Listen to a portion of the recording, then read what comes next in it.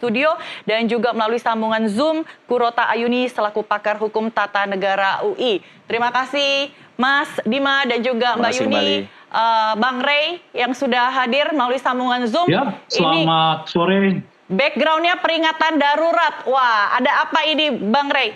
Apa yang dipertaruhkan DPR sampai-sampai kita lihat aksi unjuk rasa besar-besaran, sampai-sampai ada yang mengaitkan atau dejavu dengan peristiwa 98.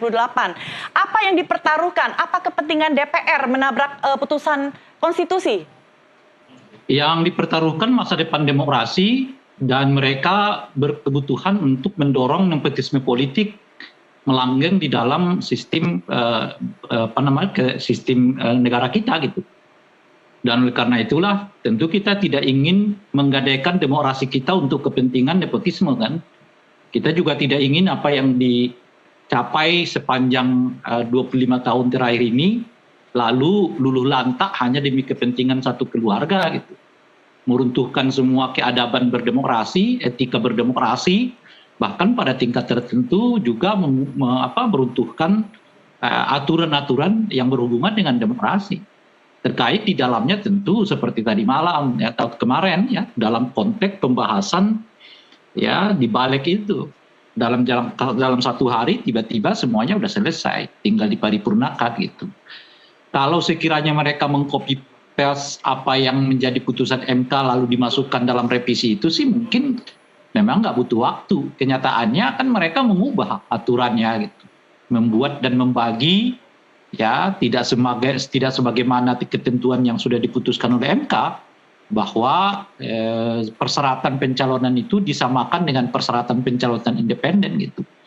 Nah kenyataannya kan mereka ubah, syarat itu hanya berlaku untuk ya anggota non parlemen, yang parlemen tetap menggunakan ketentuan yang lama gitu. Padahal itu jelas-jelas tidak ada di putusan MK.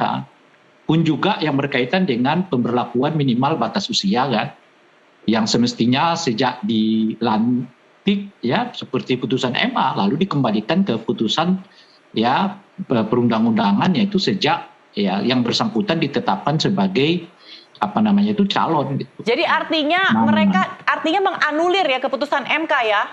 Dengan dalih, dengan alasan bahwa mereka menyesuaikan. Jadi ini hanya akal-akalan DPR, Bang Rey? Ya tentu kalau menyesuaikan, nggak menyesuaikan, mereka mengubahnya gitu. Jadi kalau nggak, karena putusan MK itu kan nggak perlu disesuaikan. Ya tinggal dimasukkan sebagai poin, karena MK kan membuat aturannya itu sudah dalam bentuk redaksional yang bagus. Apalagi yang mau disesuaikan gitu kan. Oke, Mbak Yuni, menanggapi apa yang dilakukan DPR, apakah secara hukum DPR ini bisa menganulir keputusan MK dan mengacu pada putusan MA? Ya, pertama-tama kita harus menyatakan bahwa setiap lembaga negara memiliki kewenangannya masing-masing.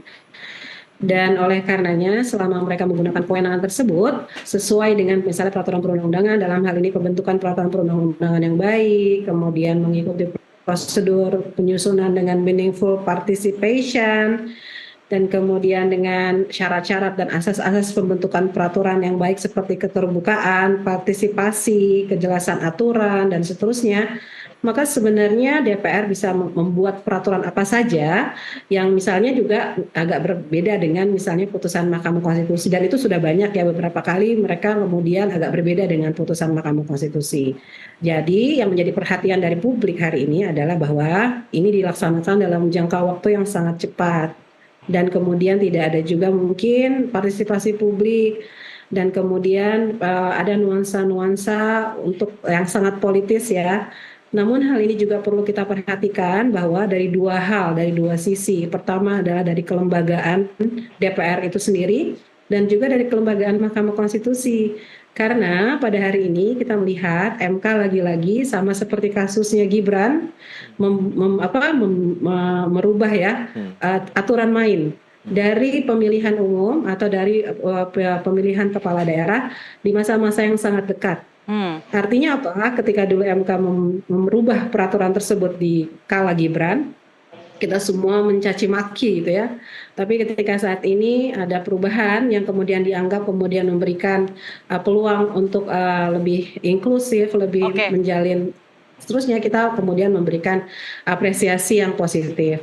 Artinya apa? Sebenarnya ini ada sebuah fenomena di mana putusan pengadilan menjadi salah satu sarana intervensi untuk menjadi perpanjangan tangan dari alat-alat politik untuk mengubah rule of the game of the election process. Karena kan yang bikin undang-undang itu DPR. Jadi apakah artinya ya terserah DPR apakah mau meneruskan putusan MK atau tidak, begitu ya, Mbak Yuni? Pada prinsipnya, secara teoritis kita semua harus menghormati semua putusan peradilan apapun ya, bukan hanya MK, tapi juga Pengadilan Tata Usaha Negara maupun putusan-putusan lainnya. Dalam konteks ini yang menjadi perhatian dan harus kita wacanakan secara bijaksana dan kemudian kita juga proporsional adalah bahwa MK mengubahnya di masa-masa yang sebenarnya orang sudah mulai bermain. Jadi beberapa orang sudah melakukan deklarasi, kemudian semua orang sudah melakukan koalisi dan seterusnya. Permainan sudah dimulai, sudah ditentukan pemainnya, wasitnya dan seterusnya sudah ada semuanya. Nah, apakah boleh kita mengubah aturan ketika semua orang sudah akan berkompetisi dan seterusnya? Itu yang kemudian menjadi pertanyaan dalam segi akademik. Sampai sejauh mana beberapa putusan MK di masa lalu misalnya mereka serentak berlakunya ke depan, ini selamanya ke depan, meskipun diujinya di saat-saat menjelang pemilu dan seterusnya. Nah, hal ini yang kemudian menimbulkan pertanyaan, apakah kemudian pertarungan-pertarungan kelembagaan tata negara kita ini kemudian digunakan sebagai alat-alat dan perpanjangan partai politik yang kemudian melahirkan dua isu utama. Yang pertama adalah judisialisasi politik, di mana kekuasaan kehakiman kemudian menjadi alat sebagai ikut masuk ke dalam ranah politik dan berperan sebagai penentu politik, sehingga pertanyaan-pertanyaan politik kemudian ditetapkan menjadi jawaban-jawaban hukum yang sebenarnya itu kan bisa diserahkan kembalikan atau didiskusikan dalam isu-isu politik. Karena itu yang juga kedua menjadi adalah politisasi judicial. Itu yang menjadi justifikasi dari salah seorang hakim yang memiliki dissenting opinion ya, Guntur Hamzah, di mana tidak boleh ada putusan pengadilan menjelang perhelatan begitu. Kalau menurut Anda apa motif MK di balik ini? Jadi prinsip yang ini kita bukan bicara mengenai motif ya. Saya tidak bisa menuduh MK bahwa misalnya MK punya positioning tertentu dan seterusnya. Hal tersebut tidak bisa saya buktikan, hal tersebut tidak bisa juga saya punya hak untuk menuduh. Namun memang ada beberapa prinsip yang secara kita sudah melihat di dua kasus kemarin dan itu sudah sama-sama dilakukan oleh MK sendiri. Bukan kita melihat dengan jelas bahwa memang ada potensi untuk mengubah. Siapapun bisa kemudian datang ke MK dan meminta MK mengubah peraturan, bisa mengubah the rule of the game yang sebenarnya orang-orang sudah mulai bertanding. Nah, persoalan ini sebenarnya menjadi persoalan etik sebenarnya di masa lalu di kasus Gibran. Tapi di kasus ini karena orang-orang senang dengan putusannya, jadi tidak menjadi persoalan dan seterusnya. Jadi maksud saya adalah bahwa kalau kita bicara mengenai formilnya kita bicara mengenai formil dan ini menjadi perdebatan juga ya di kalangan akademisi, sampai sejauh mana sih pengadilan kemudian tidak menjadi perpanjangan tangan untuk merubah rule of the game-nya, atau kalau ketika dia memutus dia bisa memutus untuk di masa depan, tidak untuk hari ini karena bisa saja itu menjadi politisasi lembaga judicial. Tapi pada kenyataan yang saat ini terjadi adalah rakyat ingin DPR sebagai perwakilan rakyat ini adalah menyuarakan atau mengikuti apa yang sudah diputuskan oleh Mahkamah Konstitusi. Nah, Vladima, 2 hari ini rakyat Indonesia marah, gelombang aksi demonstrasi terjadi di mana-mana, mahasiswa turun ke jalan. Apa yang dirasakan mahasiswa? Sebetulnya bagi kami ada banyak sekali alasan untuk marah hari ini. Ada banyak sekali alasan untuk kita menghentikan segala bentuk kegiatan dan aktivitas kita sehari-hari untuk meluapkan semuanya ke jalan. Kita belum penuh selesai ya, kita masih ada dalam cakupan tahun 2024 pemilu, dan hari ini kita sudah melihat bentuk-bentuk dan bukti lainnya bahwa sebetulnya bisa dengan sah kita katakan kalau demokrasi yang ada di negara kita itu hanya demokrasi palsu. Kenapa bisa dikatakan demikian? Karena begini, demokrasi hari ini itu hanyalah demokrasi 5 tahun sekali, yaitu demokrasi elektoral yang merupakan buah-buah dari bagaimana negara-negara imperialis mencoba untuk mempertahankan situasi negara-negara setengah jajahan dan setengah feodal. Dan itulah yang terjadi di negara kita. Mari kita buktikan bersama-sama bahwa beberapa tahun sebelum tahun 2024 kita tidak pernah sama sekali membicarakan soal demokrasi. Kebebasan berpendapat macam apa yang melarang orang-orangnya untuk berdemonstrasi hanya sampai pukul 5 dengan alasan macet begini begitu. Itu kan fight dari orang-orang untuk menuntut apa yang menjadi haknya. Maka dari itu baru satu alasan yang saya sampaikan saja bahwa hari ini orang layak untuk marah karena ketika baru ada satu putusan yang menyenangkan kita semua di antara seluruh keburukan-keburukan yang ada, Omnibus Law dan yang lain-lainnya, mereka langsung mencoba untuk menekel itu dengan segala upaya dan cara pagi-pagi betul, sedangkan mereka tak pernah pulas pagi itu untuk datang dan dengarkan kami semua. Bagaimana Anda melihat yang saat ini trending di medsos? Ada itu seperti backgroundnya Bang Rey, peringatan darurat, kemudian ada hashtag kawal putusan MK, kemudian ada kata lawan. Apa reaksi mahasiswa? Tentu selama ini mahasiswa sebagai kaum intelektual yang sedikit banyak juga dipersalahkan dan memiliki banyak sekali tuntutan, sangat merasa senang. Kita merasakan ada support dan antusiasme yang sangat besar di masyarakat, terutama yang sebenarnya kita sangat senang saksikan adalah inilah bukti yang ingin kita pertontonkan bahwa elit hari ini itu tidak bertengkar soal perut-perut kita yang lapar, tidak bertengkar soal guru honorer. Mereka bertengkar atas siapa bos yang akan duduk di kursi-kursi kekuasaan ini. Bos mana, tuan mana, dan tuan dan bos, nyonya-nyonya, bapak-bapak yang terhormat itu tidak peduli terhadap kita-kita semua dan mereka akan menduduki tahta kursi-kursi itu. Bahkan dalam beberapa waktu ada kalimat-kalimat berupa Raja Jawa yang mengudara kan. Nah itu sebetulnya merupakan hal-hal yang mahasiswa itu coba untuk sajikan bertahun-tahun ke belakang ini. Tapi karena satu dan lain hal juga banyaknya tekanan dari publik bahwa demo hanya bikin macet, hanya begini-begitu segala macam. Nah ini yang kini ingin sebetulnya kita sajikan secara faktual dengan data-data yang pas dan akhirnya inilah saya rasa kemarahan rakyat yang memang inilah wujud asli dari pemerintahan kita yang culas. Apa pandangan mahasiswa tentang Raja Jawa ini? Sebetulnya tentu kita sangat kecewa ya tentang hal-hal semacam itu karena kita tidak menganut sistem-sistem kerajaan yang pertama dan Indonesia tidak hanya soal-soal Jawa saja. Yang pertama itu. Yang kemudian yang kedua tidak elok lah hal-hal semacam itu tuh disampaikan dan bagaimana untuk kita menobatkan seseorang menjadi raja saja sudah tidak tepat. Harusnya yang menjadi raja itu adalah rakyat-rakyat yang menghuni tanah air ini. Mereka lah raja-raja sejatinya, mereka lah tuan-tuan yang terhormat sejatinya. Jadi mahasiswa melihat pemerintah saat ini sedang berusaha membangun dinasti politiknya? Sebetulnya ini tidak hanya soal dinasti politik dari seseorang saja, karena bertahun-tahun kita juga melek dan cukup lihat bahwa dinasti politik ada di mana-mana, di level provinsi, di level kota, dan manapun. Tapi kali ini yang betul-betul terang-terangan dan memang bisa dikatakan tidak tahu malu saja. Karena memang sangat terbuka dan mempertontonkan pendidikan politik seperti ini. Baik, terima kasih Vladima. Kita akan jeda dulu Bang Rey dan juga Mbak Yuni untuk mendengarkan kumandang azan maghrib. Pemirsa NTV Prime akan segera kembali usai azan maghrib berikut ini.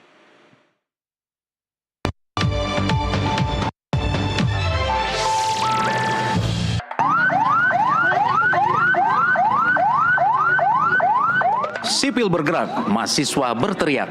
Satu tuntutannya, tolak revisi Undang-Undang Pilkada yang dipaksakan oleh balik DPR. Demo luas ini adalah puncak dari kekecewaan dan kemarahan masyarakat sipil yang melihat demokrasi melenceng di masa Presiden Joko Widodo. Bukan hanya membegal MK, Partai Banteng juga terimbas dari rencana revisi Undang-Undang Pilkada ini. Mengapa DPR melakukan hal tak populer ini? Apa yang dipertaruhkan wakil rakyat? Dari Jakarta, tim Jurnalis NTV melaporkan. Ya, Anda bergabung kembali di NTV Prime. Kita akan lanjutkan dialog dengan Vladima. Tadi kamu juga sudah mendapatkan banyak sekali dukungan ya. Tidak hanya saja mahasiswa-mahasiswa yang di luar Jakarta melakukan demonstrasi, tapi juga di luar negeri. Tanggapan kamu gimana mendapatkan teman-teman mahasiswa ini mendapatkan dukungan luar biasa? Itu hal yang pasti akan menjadi suntikan moral tersendiri ya buat teman-teman. Saya baru dapat informasi beberapa waktu lalu katanya PPI di Belanda ya, dan katanya juga di Australia juga ada dan mungkin di beberapa titik-titik lainnya ada. Jadi itu merupakan suntikan moral besar untuk kami yang memang ada di Indonesia, khususnya di ibu kota Jakarta hari ini untuk tetap fight untuk apa yang kita perjuangkan hari ini. Oke, Bang Rey. Hari ini kan di diskors nih rapat paripurna untuk pengesahan undang-undang pilkada dan kabar terakhir kami terima paling lambat nanti 27 Agustus akan diketok palu gitu apapun itu hasilnya. Kalaupun tidak ada ketemu hasil yang sesuai maka DPR pun akan mengikuti putusan MK. Nah kira-kira dari analisa Anda apakah DPR akan menyerah begitu saja? Saya sih tidak terlalu yakin ya bahwa DPR itu kalau bahasanya menyerah itu akan menyerah begitu saja gitu. Karena kita udah terbiasa melihat juga pola di DPR itu, pertama mereka menyebut quorum itu antara jumlah yang hadir dengan tanda tangan misalnya kan, sehingga mencapai lebih dari 50+1. Yang hadir itu mungkin 45%, tapi ditambah dengan jumlah tanda tangan yang dihitung jadi 50+1 gitu. Atau ya mereka membuat pola paripurnanya dengan Zoom gitu, misalnya gitu. Nah, sehingga dianggap quorum juga gitu. Nah, kalau pola yang konvensional itu kan hadir secara fisik kan ke DPR seperti hari ini misalnya nggak bisa mereka capai. Karena kalau kita lihat dari dasarnya, ini kan bukan lagi persoalan bagaimana membuat undang-undang yang baik gitu. Ini bagaimana caranya mensiasati putusan MK itu agar skenario yang mungkin sudah terbentuk di sebagian kelompok itu tetap bisa berjalan gitu. Itu kelihatan motifnya. Karena seperti tadi misalnya disebut oleh Mbak Kuria gitu ya, mestinya tidak boleh ada aturan yang diubah di permen tengah jalan gitu. Kalau MK mengubahnya, kita masih bisa cari argumennya gitu loh. Kalau itu berubah di tengah jalan, apa misalnya? Karena ada orang yang meminta aturan itu diuji di waktu perhelatan itu karena dianggap merugikan dia sebagai warga masyarakat gitu. Nah itu diuji tuh, ya itu salah satu argumen misalnya dasar gitu. Tapi DPR melakukan revisi dengan model yang sekarang, itu apa urgensinya? Gitu. Lebih tidak bisa lagi dijelaskan gitu. Jadi kalau Anda disebut tadi untuk mengakomodasi putusan MK, kan sebelumnya mereka nggak lakukan revisi. Misalnya ya putusan MK nomor 90 kan mereka nggak revisi. Bahkan PKPU-nya pun tidak direvisi tapi dilaksanakan malah. Jadi Anda merasa itu yang mengakibatkan KPU disidangkan di MK di DKPP kan? Iya, jadi Anda merasa putusan DPR MA terkait dengan 30% misalnya. Ya kan? Itu juga nggak mengubah, tidak merevisi undang-undang. Bang Rey, PKPU-nya mereka revisi gitu.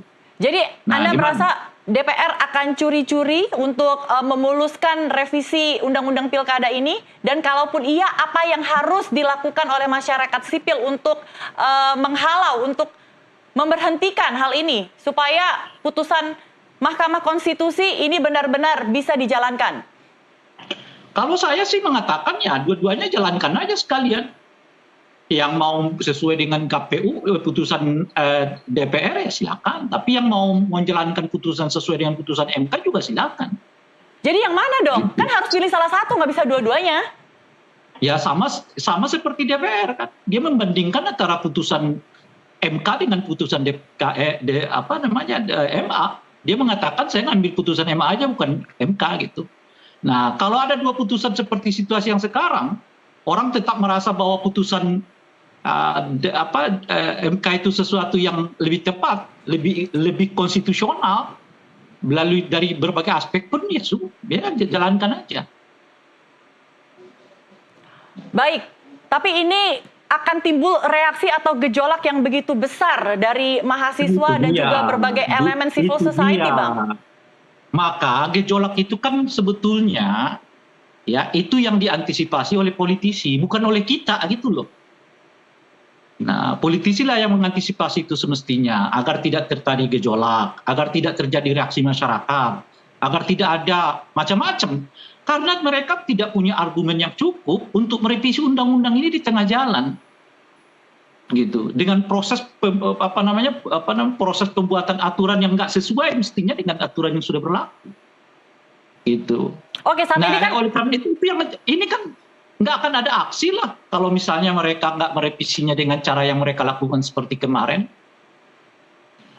Kemarin waktu putusan MK itu dicaci maki orang sedemikian rupa, ya karena putusan MK kan jalan aja. Ya cuma orang masyarakat di luar yang ngedumel, tapi kan cuma itu mampunya ngedumel aja. Lalu merupakan upaya dengan menguji kembali materi putusan MK itu ke MK lagi, lalu ditolak oleh MK juga. Ya sudah selesai. Pilpres jalan aja begitu. Gitu. Oke. Nah ini kan DPR bukan berdasarkan kewenangan yang ada pada mereka, tapi caranya pakai kekuasaan gitu loh. Ya itu yang menyinggung masyarakat, menurut saya ya masyarakat Indonesia seperti sekarang ini. Oke. Nggak ada pemandu ini. Mbak Dalam Yuni. satu hari sudah seperti menjelang peristiwa 98. Mbak Yuni, tadi Bang Rey sampaikan kalau bisa dijalankan dua-duanya. Kalaupun bisa, seperti apa mekanismenya, Mbak Yuni? Iya, yang pertama gini, pada prinsipnya putusan Mahkamah Konstitusi itu sebenarnya tidak harus selalu ya, kemudian harus mengubah undang-undangnya, karena pada prinsipnya dia langsung berlaku secara erga omnes. Jadi pada hari ini kita bisa menyatakan bahwa putusan MK berlaku dan existing, dia harus dihormati, dipatuhi dan seterusnya. Yang kedua, yang perlu kita lihat adalah bahwa DPR juga dia adalah lembaga politik ya, lembaga politik sebagaimana isinya lembaga-lembaga politik, cara berpikirnya politisi dan seterusnya. Jadi pasti mereka punya kepentingan karena itu adalah sifat dan karakter kelembagaannya.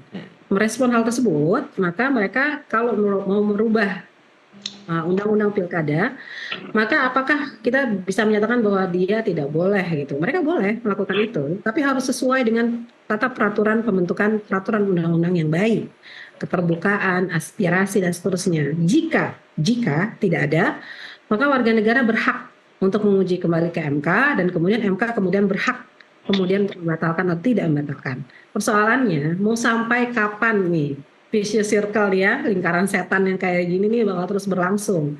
Oleh karenanya hemat saya, kita perlu untuk duduk bersama nih dan kemudian kita membatasi diri semua lembaga untuk tidak segera merubah peraturan perundang-undangan terkait dengan pemilu ketika sudah berjalan pemilunya. Periode pemilunya, tahapannya sudah berjalan. Artinya apa? Artinya karena beberapa hal sebenarnya adalah isu yang sebenarnya open legal policy, yang sering sekali MK katakan bahwa itu merupakan bagian dari kewenangan dari yang sebenarnya permasalahan politik ya. Jadi bukan persoalan-persoalan yang spesifik hukum yang kebenarannya ada iya dan tidak. Apakah 7,5%? Apakah 6%? Apa bedanya 1%? Apa bedanya seterusnya? Apakah kita punya justifikasi yang kemudian kita bisa tentukan seterusnya? Dari segi akademik itu merupakan sebuah bagian yang kita setuju juga oleh MK adalah open legal policy. Oleh karenanya, hemat saya kepada seluruh ya lembaga negara yang kemudian sekarang ini sedang saling tikam menikam, yang menurut saya saling tikam menikam, mereka harus restrain, dia harus menahan diri untuk tidak selalu mengubah peraturan-peraturan tersebut di saat-saat mereka sudah sedang berjalan. Jadi mana yang jadi acuan Mbak Yuni? Karena saat ini sudah ada beberapa partai politik yang ingin mendaftarkan. Pernyataan Mbak Yuni ini meminta DPR untuk tidak melanjutkan lagi pembahasan paripurnanya.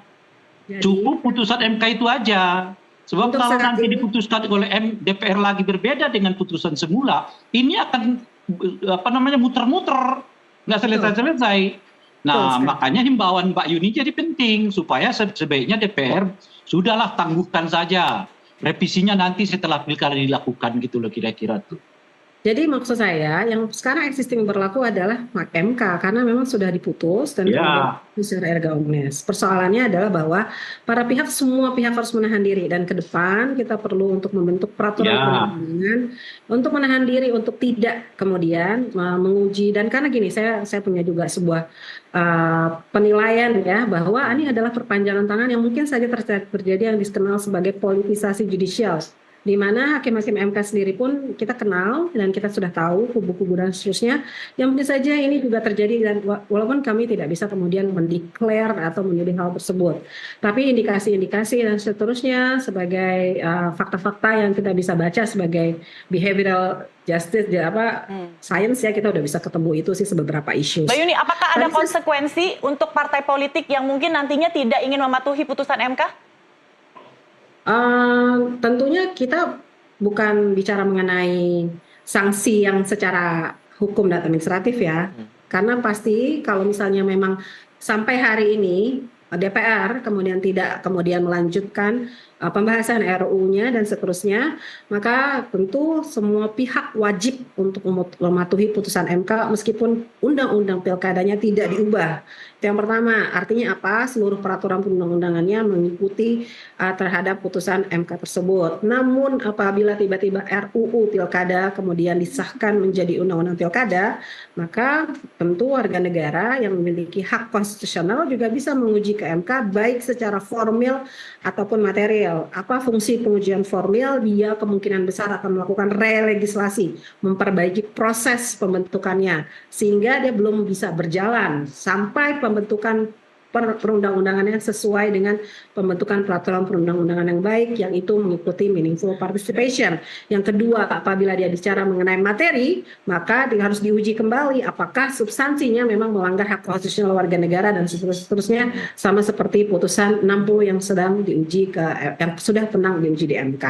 Prosesnya akan panjang dan itu akan jadi vicious circle. Jadi mendingan kita hentikan dulu. Oke. Kita hentikan dulu untuk tidak kemudian berubah terus di dalam arena ketika sudah berjalan. Oke, Bang Rey, apa yang diperjuangkan oleh rakyat saat ini sepertinya akan menjadi sulit ya, karena ada begitu tembok yang begitu besar dan kokoh gitu, di mana ada kekuatan yang absolut, di mana ada alat-alat negara yang nanti mungkin akan dimanfaatkan, penegakan hukum, kemudian politisi DPR, akademisi. Bagaimana Anda melihat? Kalau saya lihat faktanya yang hadir di DPR hari ini 89, saya kira ada juga semangat semacam perlawanan dari anggota-anggota DPR-nya. Sebab kalau sebetulnya katakanlah ya 8 partai politik yang menyetujui revisi ini di Bamus mewajibkan seluruh anggotanya hadir, selesai, paripurnanya tetap jalan gitu. Nggak usah semua anggota DPR dari 8 fraksi itu, setengah-setengahnya aja mereka minta supaya hadir, sudah memenuhi quorum. Tapi itu kan nggak terjadi gitu. Banyak yang nggak hadir, alasannya karena ke luar kota. Ya di keluar kota kan dengan diperintahkan datang ke Jakarta, tidak semua, setengah-setengah dari anggota fraksi itu aja gitu, selesai. Tapi pada kenyataannya hanya 89 orang yang hadir di DPR pada hari ini. 89-nya orang hadir itu pun sekiannya adalah anggota dari fraksi PDI Perjuangan gitu. Artinya mungkin sekitar 70 dari 8 fraksi yang menyetujui gitu. Itu juga menurut saya menyeratkan ada semacam ketidaksetujuan dengan mekanisme yang ditempuh oleh Balik kemarin itu gitu. Sehingga mereka ya lalu seperti tanda kutip lah dengan sengaja tidak hadir di dalam paripurna sehingga nggak bisa disahkan gitu. Oke, baik. Nah itu bisa jadi, itu terjadi sebetulnya yang sedang terjadi gitu. Baik, jika itu kan ketika mungkin ketua-ketua umum partai belum melakukan perintah. Bagaimana kalau ketua umum sudah mengeluarkan perintah? Ya malam ini juga bisa kejadian. Itu maksud saya. Baik. Jika revisi undang-undang pilkada ini disahkan, bagaimana reaksi dari mahasiswa untuk menyelamatkan demokrasi? Kita akan lanjutkan di segmen berikutnya. Tetaplah di NTV Prime Dialog.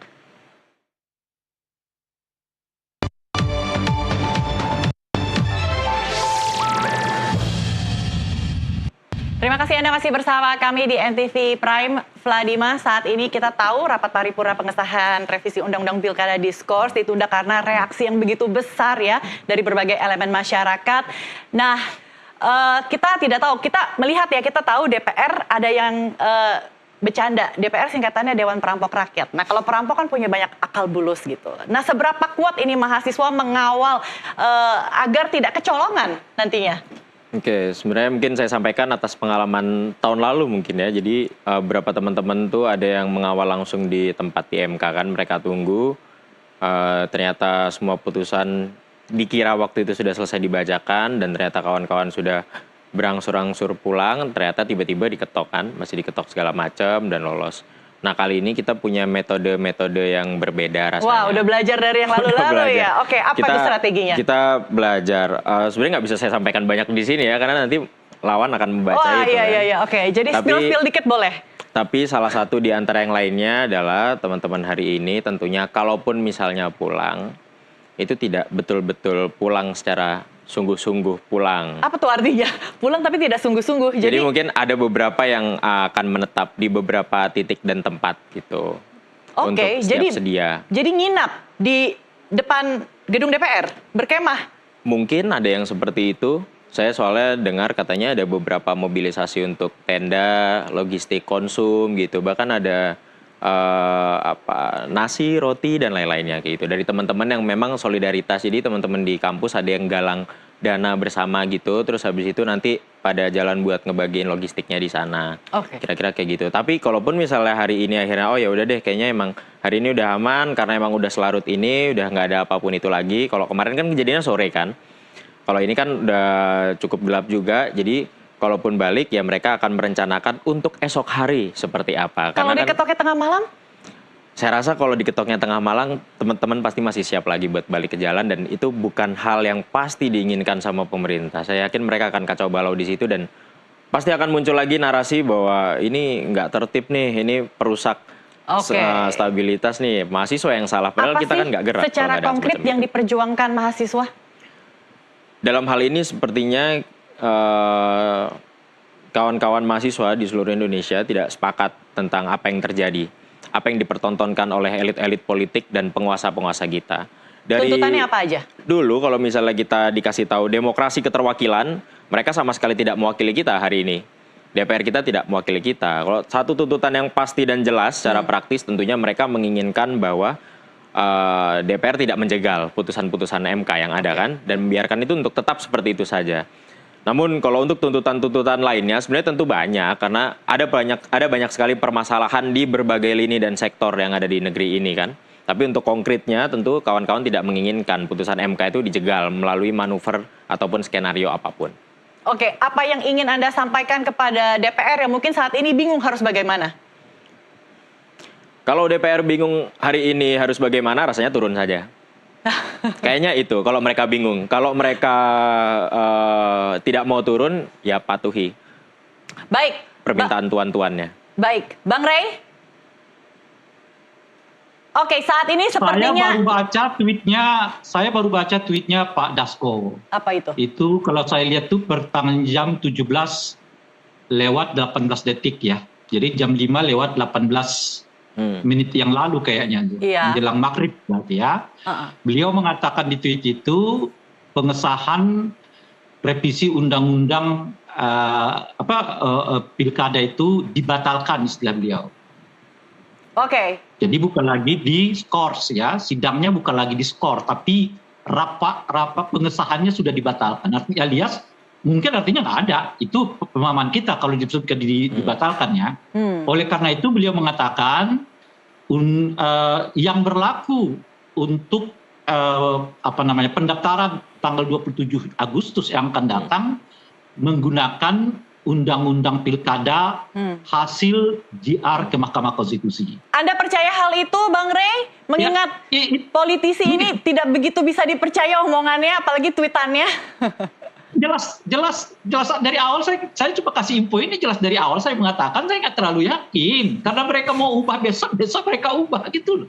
Dan mereka sudah lalu punya argumen alasan untuk cari-cari yang kayak begitu gitu. Cuman yang saya mau katakan kalau Pak Dasko ya terus misalnya ya melanjutkan pembahasan undang-undang ini, justru menurut saya berimplikasi politik terhadap Kim dan Gerindra. Boleh jadi kemudian ya, calon-calonnya Kim di berbagai pilkada 2024 ini itu potensial untuk dikampanyekan tidak dipilih oleh masyarakat. Ya itu kan satu. Nah yang kedua misalnya kalau kita lihat demonstrasi di Jawa Barat tuh, di Bandung, itu foto Pak Prabowo sudah mulai dibakar oleh massa. Artinya orang sudah mulai melihat nih, ini hubungannya bukan hanya dengan Pak Jokowi, tapi udah mulai berimbas kepada Pak Prabowo. Gimana ceritanya Pak Prabowo belum dilantik, tiba-tiba fotonya udah mulai dibakar di Bandung misalnya. Nah artinya apa gitu? Artinya kalau terus dipaksakan oleh DPR misalnya, undang-undang revisi ini disahkan, itu menurut saya berimplikasi pada dua hal itu. Pertama adalah mungkin Gerindra dan Pak Prabowo akan menghadapi masa suram kepemimpinan khususnya pelantikan yang akan dilakukan 20 Oktober yang akan datang. Dan yang kedua boleh jadi kemudian merugikan calon-calon yang diusung oleh Kim gitu. Baik, terima kasih Bang Rey. Terakhir Mbak Yuni silakan sebelum kita tutup. Gimana Mbak? Terakhir sebelum kita tutup, ini sepertinya kan MK kan dulu sempat dinisnahkan nih pada saat Pilpres lalu. Dan kemudian injury time mengembalikan sepertinya marwah dan citra dari MK. Terakhir dari Anda, pandangan Anda Mbak Yuni sebelum kita tutup dialog kita. Jadi gini, ini ada pertarungan elit yang kemudian menggunakan kekuasaan lembaga negara. Jadi kita harus memantau DPR dan juga tidak boleh berhenti untuk memantau MK. Keputusan-keputusan last minute tentang rule of the game masih bisa berubah dikarenakan adanya misalnya perubahan-perubahan yang seterusnya dan seterusnya yang mungkin bisa terjadi juga. Beberapa hal kepada para masyarakat saya himbau dan kepada kita semua untuk terus secara bijaksana dan terus untuk memantau semua lembaga negara, baik itu KPU juga penting, lembaga-lembaga negara lainnya juga penting, untuk kemudian kita bisa fokus untuk menyelenggarakan, ini bukan persoalan pencalonannya saja, tapi pilkadanya juga, dan yang kemudian dari pemilu kemarin punya banyak persoalan mengenai pelanggaran pemilu dan seterusnya, jadi ini adalah rally panjang yang tidak boleh dihabiskan hanya di satu sisi saja. Jadi saya pikir demokrasi kita memang punya masalah yang luar biasa, dan saya berharap kita bisa menyelesaikannya dengan cara paling baik yang kita bisa. Baik, jangan khawatir, mahasiswa kita kuat kok, bisa bertahan ya, akan tetap mengawal demokrasi. Kita sebagai media juga sama-sama akan mengawal dan menyelamatkan demokrasi, karena memang media itu adalah gerakan mahasiswa hari ini ya. Keren ya, kita juga, media juga nggak mau kalah, karena media juga merupakan wujud dari demokrasi itu sendiri. Terima kasih Bang Ray Rangkuti dan juga Mbak Kurata Yuni, dan juga sampai ketemu. Mas Vladimir, terima kasih sudah berkenan hadir. NTV Prime akan segera kembali, tetaplah bersama kami.